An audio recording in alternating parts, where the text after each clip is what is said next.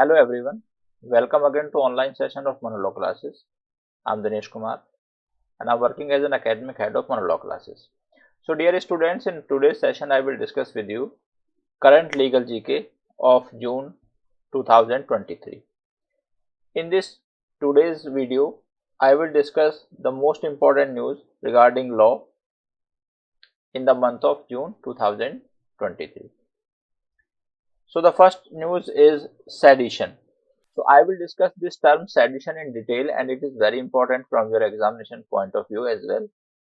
So the term sedition has been defined under section 124A of IPC, and according to this definition of section 124A, it says that whoever by words, either spoken or written, or by sign or by visible representation or otherwise, brings or attempt to bring into hatred. So this word hatred is very important.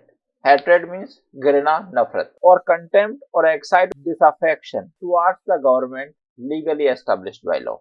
Means जो व्यक्ति चाहे वर्डों के द्वारा, ये word लिखित में हो सकते हैं, बोलकर हो सकते हैं, या किसी साइन के द्वारा है, या किसी भी अदर फॉर्म में, by any other visible representation, it means by any other means, किसी भी प्रकार से लोगों के दिमाग में, लोगों के माइंड में डिसअफेक्शन या हेट्रेड क्रिएट करता है.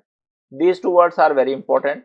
Towards the legally established government, then that person is said to commit the offense of sedition, जिसके consequences क्या होंगे? That person may be punished with the imprisonment that may extend up to the 3 year or it may also extend with the life imprisonment.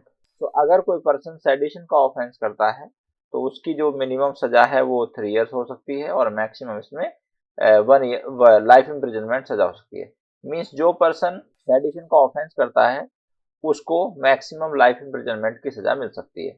Now there are 3 explanations attached to this section and one is the expression disaffection include disloyalty in all feeling of enmity. Means disaffection का मतलब होता है disloyalty create करना amongst the people of India.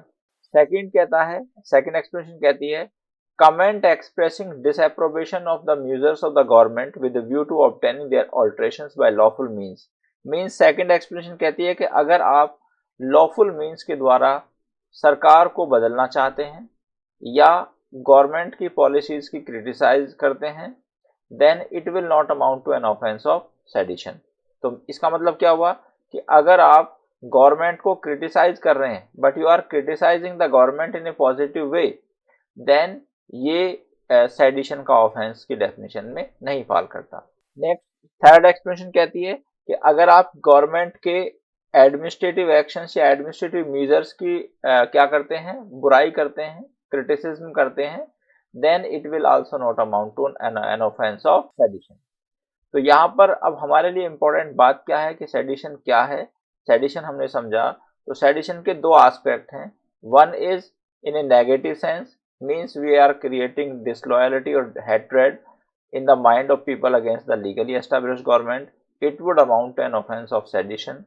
लेकिन अगर कोई व्यक्ति government की पॉजिटिव वे में क्रिटिसिज्म करता है, गवर्नमेंट की पॉजिटिव वे में उसकी पॉलिसीज को क्रिटिसाइज करता है, या फिर लॉफुल मीन से उसको चेंज करने की कोशिश करता है या इस तरह का स्पीच देता है, तो ये सेडिशन का ऑफेंस नहीं होगा. मीन्स अगर कोई पर्सन कहता है कि भी नेक्स्ट इलेक्शन में इस पर्टिकुलर गवर्नमेंट को आप वोट मत देना, तो will it amount to sedition? Answer is no, it will not amount to sedition. Now the first landmark judgement on this sedition was Kedarnath versus State of Bihar 1962. In this case, constitutional validity of section 124A was challenged before Honorable Supreme Court, and it was contended by the Kedarnath or the appellant in this case that section 124A is against Article 19(1)A of Constitution of India. So now we will understand what is Article 19(1)A. So Article 19(1)A is a part of fundamental right.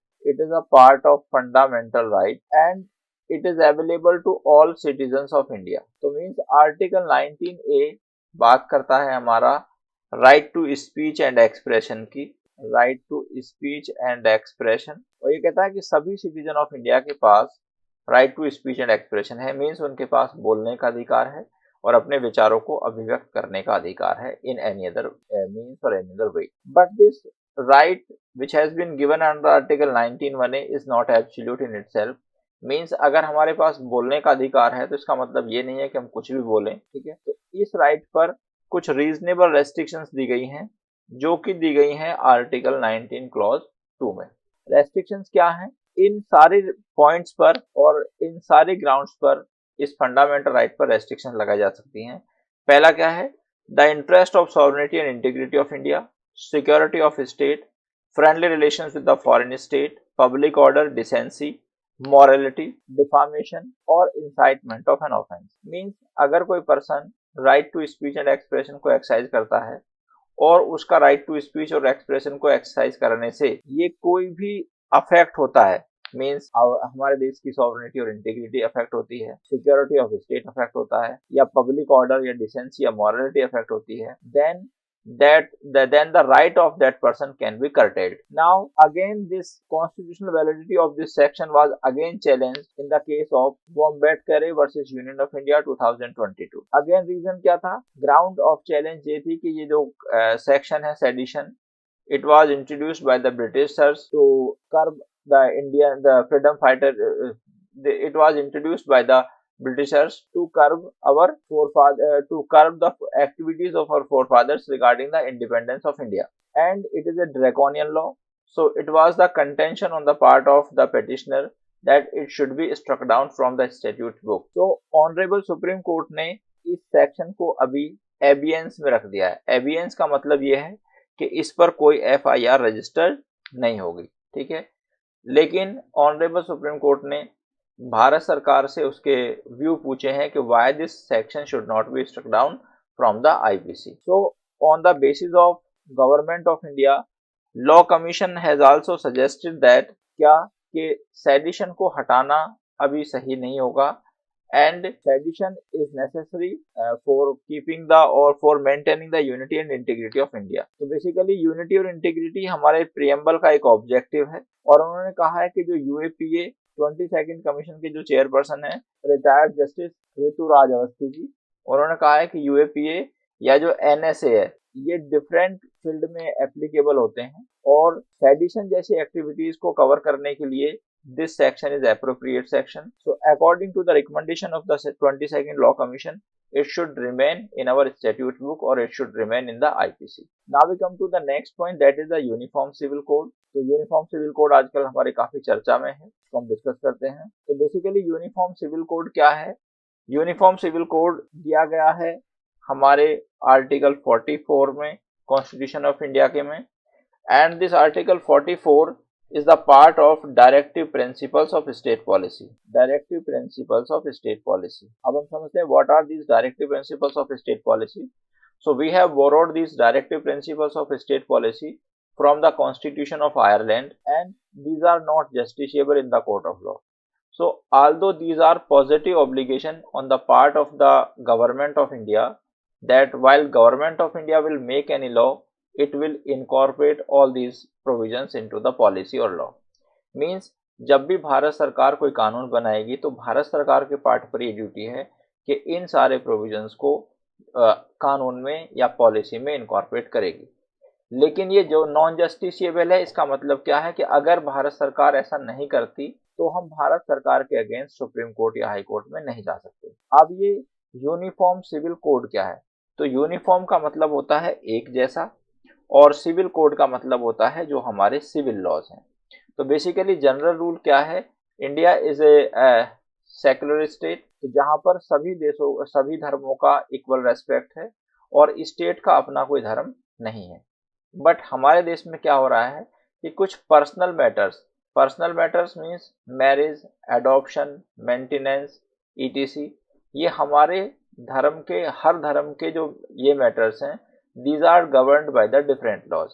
For example, हिंदुओं की जो शादी है, अगर दोनों party Hindu हैं तो their marriage is governed by the Hindu Marriage Act. Similarly, Christian marriage is governed by the Christian Marriage Act. मुस्लिम की जो मैरिज है वो मुस्लिम लॉ से गवर्न होती है। अब हम सभी हैं तो citizen of India, but our personal matters are governed by the different laws. तो यूनिफॉर्म सिविल कोड क्या कहता है? यूनिफॉर्म सिविल कोड कहता है कि there should be one single और common law for every religion regarding their personal matter. तो अभी सबकी जो शादी है, सबके एडॉप्शन, सबके मेंटेनेंस, वो केवल एक ही कानून के द्वारा होने चाहिए। अब इसके रिगार्डिंग आर्टिकल 44 कहता है कि state shall endeavour to enact uniform civil code. तो स्टेट ऐसा प्रयास करेगा कि जिससे यूनिफॉर्म सिविल कोड बने, लेकिन ये अभी बना नहीं है हमारे देश में। इतने दिन हो गए हैं इंडिपेंडेंस के, इसके बाद भी हम इसको नहीं बना पाए। अब uniform civil code is only applicable in the state of Goa. Goa में एप्लीकेबल है और कहीं एप्लीकेबल नहीं है। उत्तराखंड इसका प्लान कर रहा है इसको बनाने के लिए, लेकिन इससे पहले parliament is also trying to enact a law on the uniform civil code. Now we come to the view of Honorable Supreme Court. So Honorable Supreme Court in these cases has also expressed its view regarding the enactment of the Uniform Civil Code. And the first case is Mohammad Ahmad Khan versus Shah Bano Begum. तो इस case में भी honourable supreme court ने कहा था कि uniform civil code is essential for the national integration by removing conflicting ideologies. तो parliament को एनेक्ट करना चाहिए। Similar view was given by honourable supreme court in the case of Sarla Mudgal versus union of India and John Vallamattom and others versus union of India 2003। Now we come to default bail. तो देखो bell क्या है, थोड़ा हम bell को समझेंगे। तो offences are of two kind. Offences बच्चों दो प्रकार के होते हैं, one is bailable and other is non bailable. Bailable offences are those offences in which accused claim bail as a matter of right। Means जो अपराधी व्यक्ति होता है वो बेल को as a matter of right claim कर सकता है and court cannot deny bail to him. Non bailable offences में एक्यूज का राइट नहीं है बेल लेना, rather it depend upon the discretion of the court.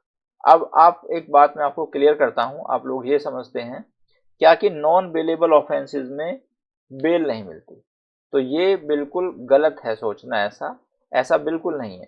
Bell दोनों तरह के ऑफेंस में मिलती है। इन बेलेबल ऑफेंस आप bail as a matter of right ले सकते हैं, लेकिन in non bailable offence bail will depend upon the discretion of the court. बस दोनों में डिफरेंस ये है, लेकिन इसका मतलब ये बिल्कुल नहीं है कि बेल नहीं मिलती नॉन बेलेबल ऑफेंसेस में। ठीक है, तो बेल मिलती है लेकिन that depend upon the discretion of the court. दूसरा एक स्टेटमेंट क्या होता है, bail is a rule means and jail is an exception. इसका मतलब क्या है बच्चों, इसका मतलब ये है कि बेल एक रूल है, तो मीन्स हर अपराधी का राइट है कि उसको बेल दी जाए। नाउ अब ये जो बेल है हमारी, ये तीन प्रकार की होती हैं। पहला होता है हमारा रेगुलर बेल, दूसरी होती है हमारी डिफॉल्ट बेल एंड थर्ड होती है हमारी एंटीसिपेटरी बेल। अब रेगुलर बेल क्या है, when a person is arrested, जब पर्सन को अरेस्ट कर लिया जाता है, कोर्ट में उसको विद इन 24 आवर्स पुलिस के पार्ट पर ये ड्यूटी है कि उसको प्रोड्यूस करे। तो जब कोर्ट में चला जाता है वो जेल और कोर्ट उसको जेल भेज देता है, then that person applies for bail in the concern court. और अगर कोर्ट उसको बेल दे देता है then it is known as regular bail. अब डिफॉल्ट बेल क्या है, डिफॉल्ट जैसे इसका नाम सजेस्ट करता है हमको, तो डिफॉल्ट में से संबंधित प्रोविजन सेक्शन 167 में दिए गए हैं सीआरपीसी, और रेगुलर बेल से संबंधित प्रोविजंस जो है वो 436 और 437 में दिए गए हैं, सीआरपीसी के सेक्शन है ये। ठीक है, डिफॉल्ट बेल क्या है कि जनरल रूल ये है कि there are two kinds of offences, जिसमें कुछ ऑफेंसेस ऐसे हैं जिसमें कि पुलिस के पार्ट पर ड्यूटी है कि police is required to file chargesheet within 60 days, और कुछ ऑफेंसेस ऐसे हैं जिसमें पुलिस को 90 डेज में चार्जशीट सबमिट करनी होती है। नाउ अब अगर पुलिस 60 डेज में या 90 डेज में चार्जशीट सबमिट नहीं करती, तो एक्यूज्ड पर्सन के पास ये राइट हो जाता है कि वो बेल उसको मिलनी चाहिए। तो डिफॉल्ट बेल का मतलब क्या है, when a default is committed by the police regarding the submission of charge sheet as per the given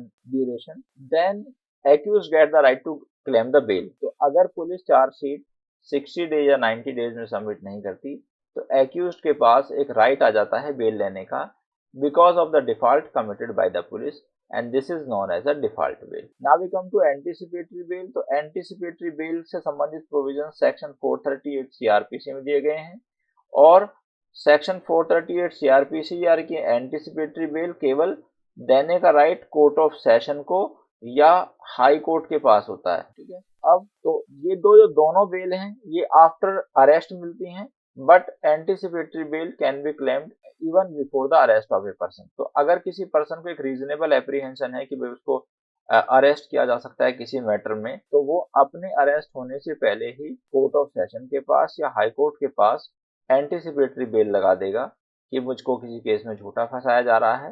then it depend upon the description of the high court और court of session कि ये दोनों court उसको anticipatory bell दे सकते हैं। तो जैसे ही उसको एंटिसिपेटरी बेल मिल जाएगी और अगर पुलिस उसको अरेस्ट करने आती है तो पुलिस को वो एंटिसिपेटरी बेल का ऑर्डर दिखा देंगे and police will not arrest him. So this is known as anticipatory bail. So this was also in news. I discussed with you that this is the section 167 of CRPC. Now we come to internet blockage. तो ये बड़ा important है। अभी पहले ये internet blockage जो है 2019 में जम्मू एंड कश्मीर में हुआ था और अभी मणिपुर में चल रहा है, ठीक है। मणिपुर में जो प्रॉब्लम चल रही है लॉ एंड ऑर्डर की, so it is important for you. And last year CLAT ने इससे एक पैसेज भी आपसे पूछा था। If you will see the last year question paper you will find the passage based upon this internet blockage. तो basically हमारे constitution में एक आर्टिकल है 19(1)(a) जो हमको right to speech and expression देता है। मीन्स हमारे पास बोलने का और अपने विचारों को अभिव्यक्त करने का अधिकार है। तो right to speech and expression also include right to know, जानने का अधिकार, because without knowledge a person can not speak. और ये right to know is related to the right to internet. जैसे कि आप जानते हैं कि इंटरनेट एक बहुत ही इंपॉर्टेंट सोर्स है आज हमारे पास टू गेट एनी इंफॉर्मेशन, ठीक है। तो अगर इंटरनेट ब्लॉकेज हो जाता है और गवर्नमेंट उसको ब्लॉक करती है and we are not able to get the access to the internet, then our fundamental right given under article 19(1)(a) is violated or deemed violated। तो ये डिसीजन ऑनरेबल सुप्रीम कोर्ट ने दिया था Anuradha Bhasin versus union of India 2020 में। तो means अगर एक reasonable apprehension पर, रीजनेबल कॉज के आधार पर गवर्नमेंट इंटरनेट सर्विस को ब्लॉक करती है देन इट इज जस्टिफाइड। लेकिन अगर government without any justiciable reason internet service को ब्लॉक करती है then it would amount to the violation of the fundamental right given under article 19(1)(a) of constitution of India. Now we come to the demand of union territory of Ladakh to be included in the 6th schedule. अब हम ये थोड़ा important topic है और थोड़ा technical इसको समझते हैं। तो बेसिकली देयर इज आर्टिकल 29 और 29 में आर्टिकल में क्या कहता है कि जो हमारे माइनॉरिटी के लोग हैं, माइनॉरिटी हमारे देश में दो चीजों में डिसाइड की जाती है। एक तो पॉपुलेशन के आधार पर, जिनकी पॉपुलेशन कम है they are deemed to be minor, and second is on the basis of language.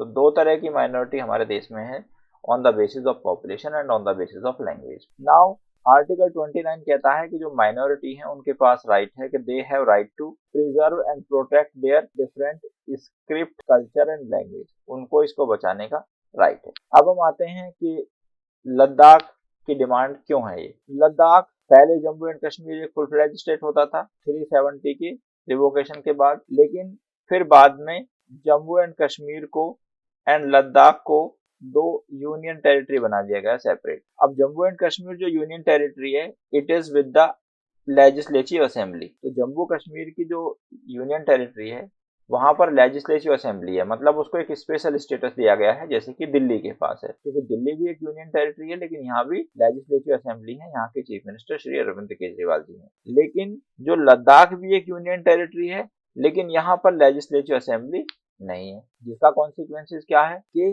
It is governed by the president through the officer subordinate to him और by appointing a lieutenant governor. तो यहाँ के जो local लोग हैं उनका कोई से नहीं है डेमोक्रेसी में और उनके कोई पास कोई पावर है नहीं। तो इनके यहाँ के लद्दाख के जो सारे डिसीजंस हैं these are taken by the governor और the lieutenant governor. National commission for ST और शेड्यूल ट्राइब ने रिकमेंडेशन की है कि लद्दाख को 6 शेड्यूल में ऐड किया जाए। अब ये 6 शेड्यूल क्या है, तो 6 शेड्यूल हमारी कहती है 6 शेड्यूल ट्राइबल एरिया को गवर्न करती है और उसमें केवल 4 स्टेट आते हैं। चारों स्टेट नॉर्थ ईस्ट स्टेट हैं, आसाम, मेघालय, त्रिपुरा और मिजोरम। तो इनके लिए ही ये बनाया गया है, ठीक है। इससे संबंधित एक आर्टिकल है आर्टिकल 244 तो आर्टिकल 244 क्या बात करता है? आर्टिकल 244 कहता है कि autonomous district council can be constituted. अब ये ऑटोनॉमस डिस्ट्रिक्ट काउंसिल मतलब कि यहाँ पर जो भी लद्दाख के डिस्ट्रिक्ट हैं वहां पर ऑटोनॉमस डिस्ट्रिक्ट काउंसिल बनाई जा सकती है। और जैसे ये ऑटोनॉमस डिस्ट्रिक्ट काउंसिल बनती है तो इनके पास कुछ लॉ मेकिंग पावर्स आ जाती हैं and they have the right to govern their own district without any interference from the parliament और द सेंट्रल गवर्नमेंट और द स्टेट गवर्नमेंट। अभी अभी लद्दाख में क्या हो रहा है कि लद्दाख के जो सारे डिसीजन है they are taken by the concern lieutenant governor और द गवर्नमेंट ऑफ इंडिया। अब अगर यहाँ पर ये 6 शेड्यूल में इंक्लूड हो जाएगा then they will have the right to create the autonomous district council. Autonomous district council में 30 मेंबर्स होते हैं जिसमें 4 अपॉइंटेड होते हैं और 26 वहां पर लोग उनको इलेक्ट करते हैं। तो basically they wanted to get the democracy in the union territory of Ladakh. तो जब इनके ये यहाँ पर ये 6 शेड्यूल में इनको शामिल कर लिया जाएगा तो उसके बाद यहाँ पर ऑटोनॉमस डिस्ट्रिक्ट काउंसिल क्रिएट कर दी जाएगी and that autonomous district council will have the power to make the law including various subject for example land, forest and agriculture etc। तो ये थोड़ा सा अपनी इंडिपेंडेंस चाहते हैं और थोड़ा सा एक डेमोक्रेटिक सेटअप चाहते हैं, इसलिए इसको करना चाहते हैं। अब क्वेश्चन ये है कि भाई ये पॉसिबल कैसे होगा? तो बेसिकली अगर ये करना चाहते हैं, ये 6 शेड्यूल में अगर हम लद्दाख को जोड़ते हैं then it will require a constitutional amendment under article 368 of the constitution of India. इसके अलावा ये नहीं हो सकता। Now we come to prevention of money laundering act 2002। तो ये PMLA, तो थोड़ा सा इसको हम डिस्कस करते हैं, ज्यादा डिटेल में नहीं करेंगे। प्रिवेंशन ऑफ मनी लॉन्ड्रिंग, तो बेसिकली क्या है ये मनी लॉन्ड्रिंग क्या है? तो मनी लॉन्ड्रिंग एक एक्टिविटी है जिससे कि करप्शन के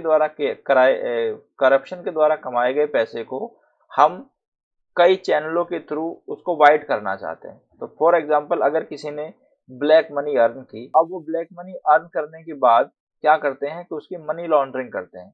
मनी लॉन्ड्रिंग बहुत सारे तरीके से हो सकती है, जैसे शेल कंपनी बनाकर, शेल का मतलब झूठी कंपनी बनाकर, ठीक है, और हवाला कर कर, ठीक है, और ट्रस्ट को पैसे देकर, सोसाइटी को पैसे देकर, इस तरह से। तो मनी लॉन्ड्रिंग एक्ट का मेन पर्पज ये है कि ये जो गलत तरीके से पैसे कमाकर उसको वाइट करने को पर ये रोक लगाता है। तो मान लिया किसी पर्सन ने गलत तरीके से 100 करोड़ रुपीस कमाए, अब वो उसको मनी लॉन्ड्रिंग के द्वारा उस पैसे को वो वाइट करना चाहता है। तो ये एक्ट जो है गलत तरीके से कमाए गए पैसे को वाइट करने के प्रोसीजर पर रोक लगाता है। तो जो भी पर्सन इस तरह के गलत काम करता है उसके खिलाफ एक्शन लिया जा सकता है। PMLA means prevention of money laundering act. Now today on 30 June there was a news in the newspaper The Hindu, the constitutional provisions regarding the removal of minister by the governor। ठीक है, तो आज की news में था कि governor ने एक मिनिस्टर को रिमूव कर दिया। तो we will understand what are the legal provisions. So there is Article 164 of the Constitution of India and it says that the chief minister shall be appointed by the governor and other ministers shall be appointed by the governor on the advice of chief minister। तो chief minister को appoint कौन करता है? Chief minister को appoint करते हैं governor, और जो अदर मिनिस्टर्स हैं उनको अपॉइंट करते हैं governor but on the recommendation of chief minister. Means के कौन पर्सन मिनिस्टर बनेगा या नहीं बनेगा it is to be determined by the concern chief minister. Now फिर आगे कहता है ये article, minister shall hold office during the pleasure of ये कहता है minister shall hold office during the pleasure of governor. तो जितने भी मिनिस्टर हैं स्टेट में, स्टेट काउंसिल में, तो वो सारे प्लेजर ऑफ गवर्नर पर ऑफिस होल्ड करते हैं। अब प्लेजर ऑफ गवर्नर का मतलब क्या होता है कि जब तक गवर्नर उनसे खुश है तब तक वो मिनिस्टर हैं, अगर गवर्नर उनसे खुश नहीं है तो वो मिनिस्टर नहीं रहेंगे। अब कॉन्स्टिट्यूशन में तो फ्रेज लिखा हुआ है प्लेजर ऑफ गवर्नर, लेकिन practically this is not the personal pleasure of the governor, rather it is the pleasure of council of minister of state, it is the pleasure of council of minister of state. तो state की जो council of minister है जो advice देती है किसको? Governor को, and governor is bound to act according to the aid and advice of council of minister. तो गवर्नर के पार्ट पर ये लीगल ड्यूटी है कि उसको सारे काम अपने काउंसिल ऑफ मिनिस्टर की एडवाइस से करने होते हैं।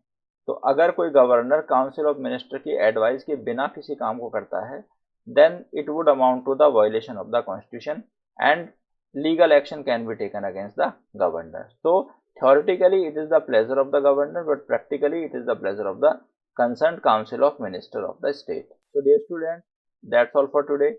I will come again with the next month legal GK. Till then, thank you very much. Goodbye.